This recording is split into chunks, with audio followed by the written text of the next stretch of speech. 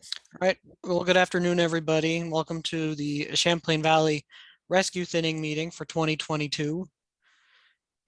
Before we get started, I'm sure you're all familiar with the drill at this point, but if not, please double check that you are muted throughout the presentations. And then once Terence is done presenting, we'll be more than happy to have you unmute yourself and ask your questions directly. If you do have any questions that you'd like to ask during the presentation, you can go ahead and open up the chat box, which should be at the bottom of your screen there. You can click that open and enter in your questions there. I'd like to thank Valent for sponsoring these series of meetings. We appreciate their support throughout the season. And then I would like to jump in here and just kind of set the scene for what I've been seeing the last few days. I've been assessing some blocks throughout the Champlain Valley yesterday and a bit this morning as well. So just looking through a couple of our main varieties here, generally speaking, Honeycrisp are anywhere from 14 to 20 millimeters. Really, the Kings are in that 20 to 21 size. Where we had the Kings missing, and we see laterals really taking over, a lot of the laterals are still sort of down at that 14, 15 millimeter sizing. Looking at clusters, I'm seeing usually 1 to 4 fruits per cluster. Where laterals are set pretty well where Kings were missing in a couple of our sites. And looking across some different orchards, I think we're done thinning on a few sites, but some might still be a little bit heavy at the tops of the trees. Looking at Gala, they're pretty much measuring 14 to 21 millimeters. And generally, I'm seeing about 1 to 4 fruits per cluster. Again, I'd say some sites are done thinning, but I am still seeing some where they do look a little bit heavy. Again, particularly in the tops of the trees where they could use a bit more. I'm just going to go ahead and mute everybody.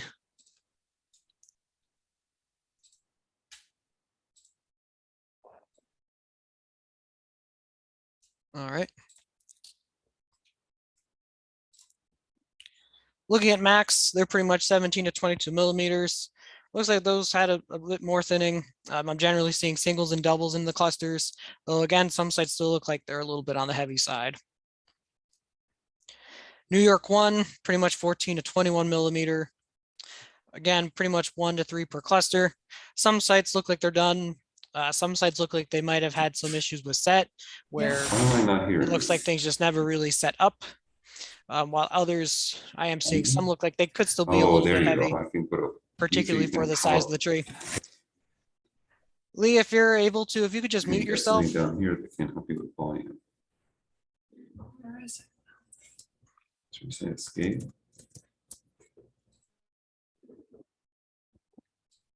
All right. Looking at Cortland's 16 to 20 millimeters, they seem to be set up a bit heavier to me. Generally, I'm still seeing 1 to even 4 or 5 per cluster. And I'm seeing this in a couple of different orchards. So they seem to be the most still heavily set up of the varieties that I've been looking at. And I also looked at McCown's. They're pretty much 16 to 23 millimeters. They're a little bit more thinned down, about 1 to 3 per cluster. And as I said, they seem to be just about right or pretty close at this point. So with that, I'm going to turn things over to Terence so he can walk us through his recommendations for those blocks that you find that still need some thinning at this point. Good afternoon, everybody. It's been a long slog so far in the thinning season. I hope this is our last meeting. We're getting to the point where we're almost too big, the fruit size, to get any significant thinning. There is still a small window. It just is a few days long. And so you'll have to make those decisions very quickly on whether you want to apply another thinner or not. I presume that maybe Chazy is a little bit behind the Peru area, but most of my data comes from the Peru area. And it looks like that there's just another couple of days to put on a spray if we need one. This is all part of the precision thinning program, but this is the last opportunity. Let me talk a little bit about what I think I've seen or heard from Mike over this thinning window. We had really warm weather, as you recall, during bloom, and good bee flight, and resulted in really good fruit set. Blossom thinning sprays, particularly the ATS sprays, were applied under very warm conditions. And they did cause significant thinning. In at least one case, that's the only thinning spray a block has received and is probably thinned adequately. In contrast, the petal fall spray went on under cooler conditions of a neutral carbohydrate balance, and probably we only got moderate thinning out of it. In addition, the 10 to 13 millimeter spray went on a carbon surplus period, which is opposite what we hope. And so we're expecting pretty modest thinning from that spray, although it probably is still a little early to fully see the results of that 10 to 13 millimeter spray, especially if it went on the late side of that window. But I'm expecting that most blocks should have thinned well enough by now and chemical thinning is done. But on the chance that you've got problems, we decided to have this last short webinar to try to talk about what you could do if you're up against a wall on excessive fruit numbers. To remind you, we try to time this spray at the 18 millimeter stage based on degree days between 300 and 350 degree days. I only have just this one slide of fruit growth measurement data that Mike was able to provide me that he measured, I think, yesterday in Peru on Gala. He has a similar set of measurements on Honeycrisp, but it's confounded this year, which I'll explain briefly. So I don't show that, but only on the Gala data. You can see that the trees were pruned to have around 300 or so, 250 clusters for 1,200 total fruits per tree. And the thinning in the early part of bloom and petal fall brought down the fruit number from the potential 1,200 down to 284. Some time went by and another measurement was made on the 3rd of June, which was after the 10 millimeter spray, or right before it, I guess, and it showed some additional drop to 234 fruits. Now the target was 130 fruits, and so we needed just to knock off 100 more fruits. The 12 millimeter spray went on a little bit late. And so this next and last measurement, which showed 185 fruit, is pretty close to the millimeter spray and doesn't fully show the results of that 12 millimeter spray. But it indicates that we're down to 185 fruits. I asked the question, what do you do when you have 185 fruits on the tree and you only want 130? Should you spray again or should you not? My recommendation is to not spray again because there will probably be additional fruits that drop from that 10 millimeter spray that we don't see yet. And your chances of overthinning are probably too high to justify an additional spray. Now let's go to look for the future and what the possibility is for those blocks that didn't thin well enough. I show here in the top chart the carbohydrate balance model for today for Peru. And you can see that bloom was around the 15th of May, 14th, 15th, full bloom. Not, the ATS sprays would have gone on a few days before that. The petal fall window somewhere between the 23rd and the 25th of May. The 10 to 13 millimeter window was relatively short from the 30th of May up to the 2nd or the 1st of June. And then, as you can see, the carbohydrate model continues to go positive. And it's now above the 0 line, which is here. And it looks like it's going to continue. And we've entered this 16 to 18 millimeter window already yesterday. And we have today, tomorrow, and then Friday, where we could thin and still be within this window of degree days. So if you look down here at the bottom is the data in tabular form. You can see that today is June the 7th, predicted to have 80 degree temperatures, 56 at night, a relatively cloudy day, a mild daily deficit. But because the days before had surpluses and all the days after have surpluses, the 7-day average is positive.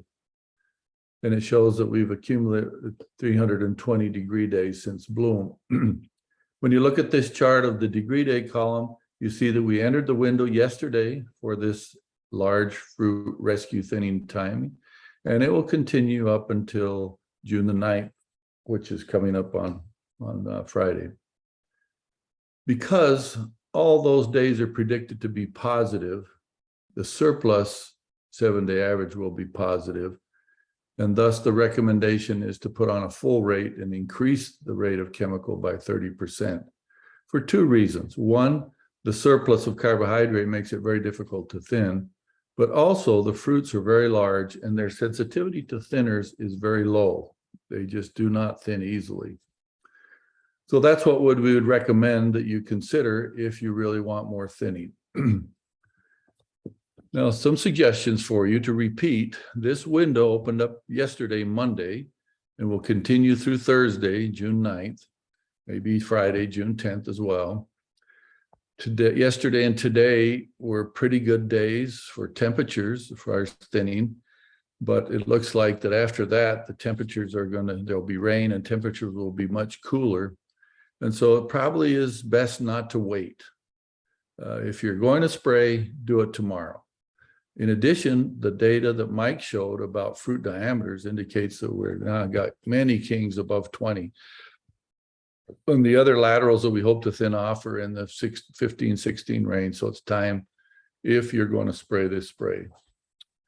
So the high temperatures today and tomorrow give a good window. Temperatures after that make it more difficult. Remember, the carbohydrate balance is going to be positive regardless of which day you choose, and this will give relatively mild thinning. I repeat what I said a minute ago, that at this timing, all thinners have reduced efficacy on the fruit itself, regardless of what the carbohydrate balance is. A double whammy for us is the carbohydrate model indicates there's no deficit in the next few days to achieve good thinning. For that reason, I suggest that you add a pint of oil to improve the uptake of the chemical that you're spraying. And then another suggestion is that at this timing, in many cases, the bottom of the tree has been thinned sufficiently, but it's the top that still is quite heavy. So we suggest that you shut off all the lower nozzles, completely shut off on the lower half of the spray nozzle bank. So 100% of the spray is directed to the top of the tree. Now I'll talk about what that means in terms of the rate calculation and how much goes in the sprayer in just a minute.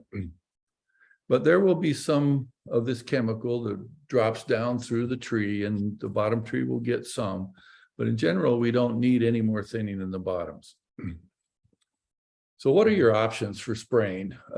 One option that is fairly safe is just 7 and oil. Now 7 continues to work at this time, and the oil results in more uptake. The best option that we've tested in the last 10 years when we do these late spray applications is Maxell 7 and oil. NA 7 and oil has not worked very well.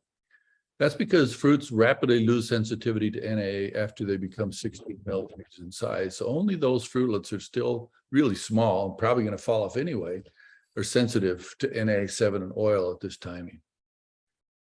Now, if you're in a marketing program that doesn't allow carbaryl, one option is that's worked well for us is to mix Maxell and NA with the oil. But more recently, and this is the first year it's legal, the combination of the new thinner Exceed from Valent and Maxell is an excellent option, and it's one that I would suggest. Now, Exceed is registered, but it's not being sold openly on the market. Valent people decided to introduce it slowly and work through their representatives. If you want to use this combination, you have to contact the Valent reps and see if they have product that they could work with you on tomorrow. But it really is my preferred option. Gala is the variety that typically gives us the most problems to get thinned down right. So the previous data I showed you from the Peru area showing Gala had thinned pretty well and had, only about 60 or 70 extra fruits per tree.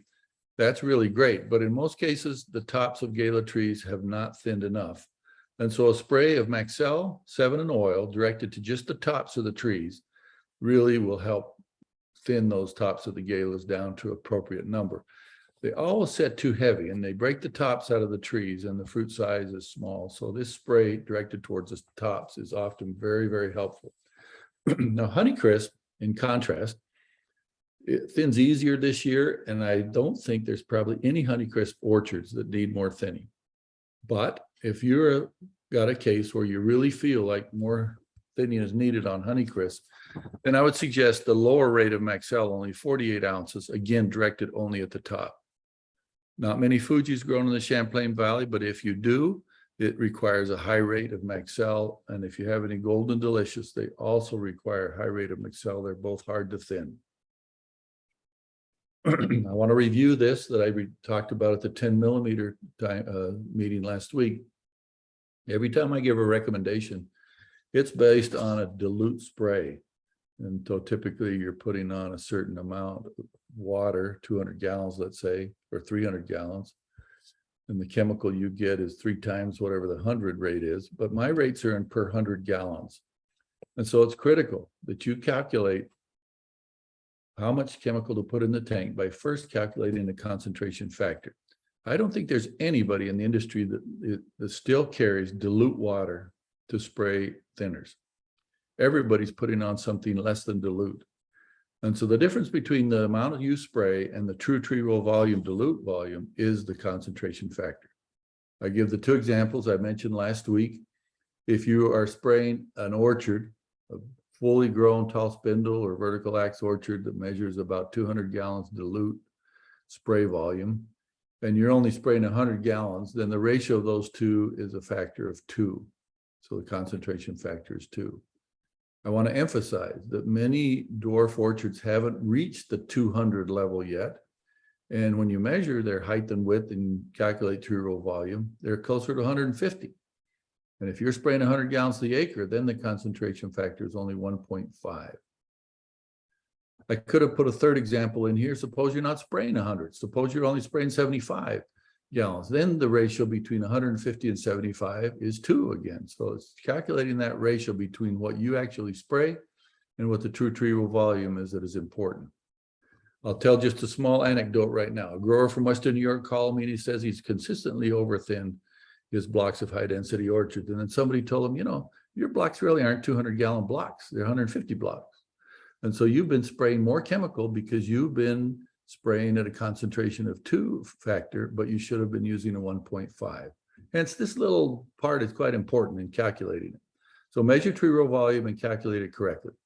Once you have that concentration factor, you have to use it with my rates, which are per 100, multiplied by the concentration factor, and that gives 128 ounces of Maxell on this example. And since we're spraying 100 gallons of the acre on our sprayer holes, 500 gallons, that means we'll cover 5 acres. So we've got to put enough chemical. This is the amount per acre. We've got to put enough to cover 5 acres, which is 5 gallons. Now, let's just consider a couple of other things. Let's suppose that this time you do shut off the bottom nozzles and you were spraying 100 gallons and you had it set up so that the bottom nozzles were smaller than the upper nozzles. And so you had 2/3 going to the top and only 1/3 in the bottom. But now that you've shut off all the bottom nozzles, you shut off 1/3 of that spray. So instead of 100 gallons, you're now spraying 66 gallons to the acre. If they're truly 200 gallon trees and you're now spraying 66 gallons the acre, that factor is now much higher. It's a factor close to 3. And so when you shut off the bottom nozzles for this spray, you simply go back and recalculate what the concentration factor is, then plug it into this formula. The second thing that changes is how many acres you spray with a tank. 500 gallon tank at 100 gallons the acre, you spray 5 acres. But a 500 gallon tank, when you're only spraying 66 gallons the acre, sprays 7 plus acres. So then these numbers change. And so the amount that goes in the tank is much higher because you're spraying more acres and you want to keep the same amount per tree, even though you're putting it all on the top. Now, one last comment is that I don't like to use any concentration factor for the oil or the 7 that goes in the tank. So the oil is simply 1 pint per 100. And if your sprayer holds 500 gallons, you're putting 5 pints per sprayer, never any more than that, no matter what the amount you're spraying per acre. I wanted to just emphasize this new recommendation that we've made for return bloom sprays, particularly on Honeycrisp and Fuji for this year for good repeat bloom in 2023. Now, if you've followed what we've recommended. Traditionally, we've suggested that you do return bloom sprays on these varieties using 4 sprays of either ethyl at 1 pint to the acre or NAA at 4 ounces to the acre, but waiting until fruit size is about 25 millimeters and then spray at 10-day intervals. This will probably be around June 21st. So typically we said start on the longest day of the year and spray 4 sprays weekly or every 10 days. But with understanding that Honeycrisp has flower initiation much earlier, we've implemented this new strategy of spraying earlier. We still want 4 sprays of ethyl, but we want to start when fruits are 16 millimeters. Now that's this week. So if you go out with a rescue spray, you would put a small amount of ethyl in the tank. And the amount that we want for this first spray is a half dose, a half pint to the acre. So if on 1 full tank, you're spraying 5 acres, then you would be putting in half a pint for every acre. That's 2.5 pints. Now for the last 3 sprays, we suggest a full rate, which is 1 pint per acre. So if you're spraying 5 acres, you're putting in 5 pints. And those sprays can be separated by about 10-day intervals is optimum, or whenever you're putting on your next cover spray. These ethyl sprays can go on every cover spray. I don't like to spray ethyl much past the end of the first week of July. So hopefully you could get all your ethyl sprays on, if you start now, by the 4th of July weekend. Then after that, if you want more return bloom sprays, spray some NAA on them at 4 ounces to the acre. But if you spray ethyl later in July, it starts to impact early ripening of Honeycrisp, and you get more drop and early ripening, which is not desirable. So just keep that in mind. Try to make sure all your ethyl sprays on Honeycrisp are done by the 4th of July weekend.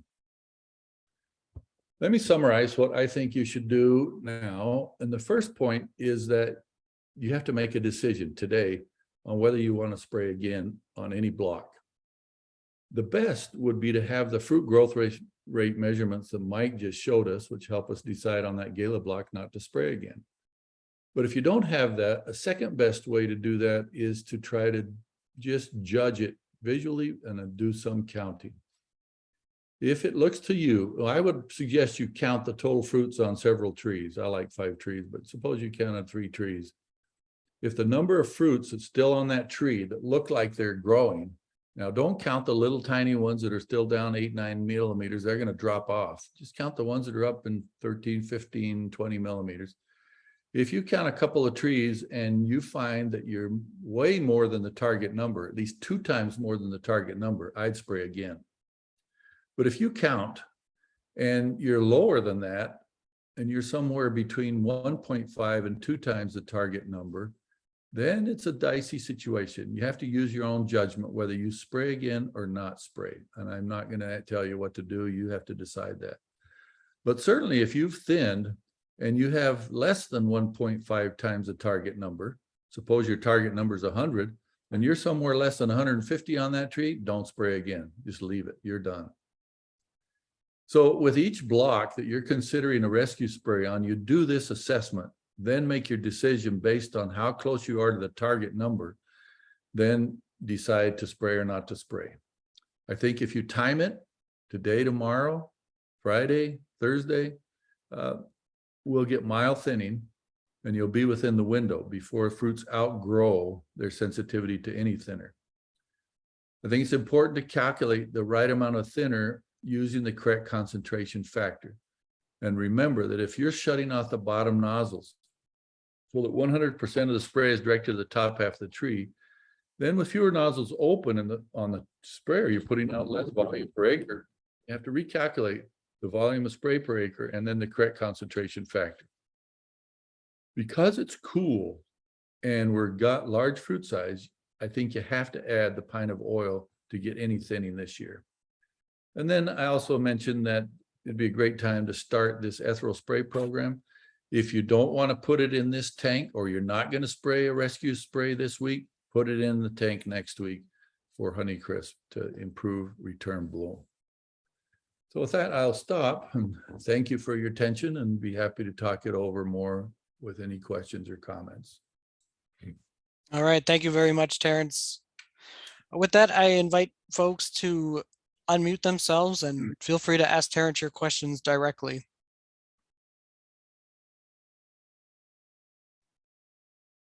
And I can start us off, Terrence, and some people might have saw I put my reminder note in the chat box there.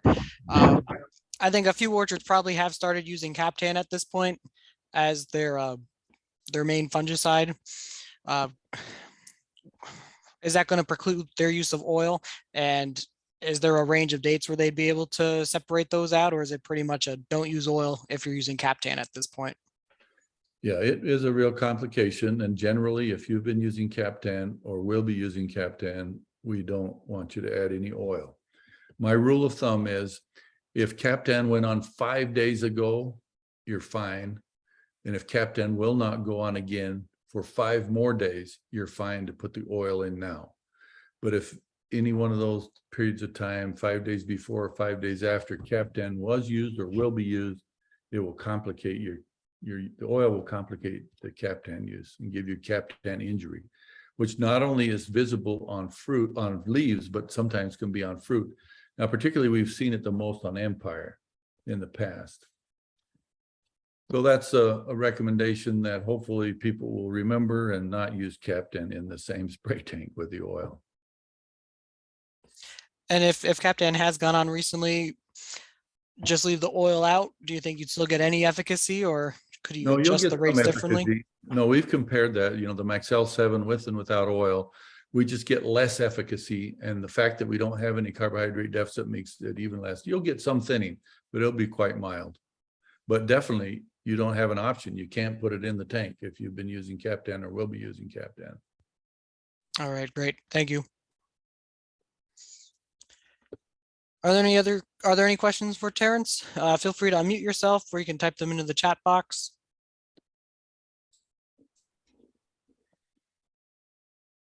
Well, Terrence, I do have another question for you. For the return bloom sprays, are you adjusting those by your tree row volume as well? Or is that for that ethereal, is that a strict pint per acre? Or are you adjusting that up depending on the tree row? So that recommendation is on an acre basis. So that's why I said if your sprayer is 500 gallons, the first spray should be half a pint per acre if it's done this week. So that means only 2.5 pints in a full sprayer. I'm not adjusting with concentration factor, tree row volume, just half a pint per acre. And then the later sprays at a full pint, which is 5 pints per 100 or per sprayer. I'm doing that just to try to avoid any confusion. Now, as you rightly are pointing out, for very young trees, that's a lot more ethereal landing on the leaves than for an old tree. And so you probably could adjust a little bit because of tree row volume, but I don't want people to make the mistake of putting way too much ethereal in. I just want them to have a firm rule that no more than half a pint per acre goes on right now this year. Okay, great. Thank you, Terrence. I'm just going to go ahead and take that off real quick. So as far as Exceed goes, I do just want to bring that up again. If anybody does think they have a block that is still a bit too heavily set up, we do have access to a few gallons of Exceed. So if you are interested in using that and you're in the Champlain Valley, please give me a heads up. I think we would be able to get you some material, if not tomorrow, certainly by Friday, to try to still take advantage of that window. So if you do think you want to try any of it out on a very limited basis, definitely let me know and we can get you some of that material. So I'll add a comment that we've tested Exceed for a number of years. It doesn't overthin. I like it a lot. I like to mix it with Maxell. The company probably wants you to try it by itself. It seems to be a relatively mild thinner by itself. And because there's no carbohydrate deficit to help this year, I think it needs to be combined with Maxell. Now, Exceed is an ethylene generating chemical. It's the precursor to ethylene. And so when you put this Exceed on, which is called ACC chemically, it converts in the plant to ethylene, and that causes the thinning. But it's a relatively mild amount, even at the high rate, mild thinner. And so that's why putting the Maxell with it helps a ton. If we had a serious deficit this year at this time, I'd probably say just use Exceed by itself. Okay, great. Thank you, Terrence. But one last comment, it's a great thinner when fruits are big because almost nothing else works. All right, thanks. I had one more question for you. It's slipping my mind at the moment now, though. Let me see if it'll come back to me real quick. Oh, yep. For Sweet Tango, what would you recommend as a rescue thinner for that if it were needed? So that's a variety that typically we over thin and often thins by itself. So if it's still too heavy, that's a surprise and a shock to me. But what I would do is just some 7 and oil on Sweet Tango because it tends to over thin very easily. Or Okay. maybe 7 alone. All right. Well, thank you. Are there any other questions for Terrence before we head out for the afternoon? Again, I invite you to unmute yourself, or you can type them into the chat box.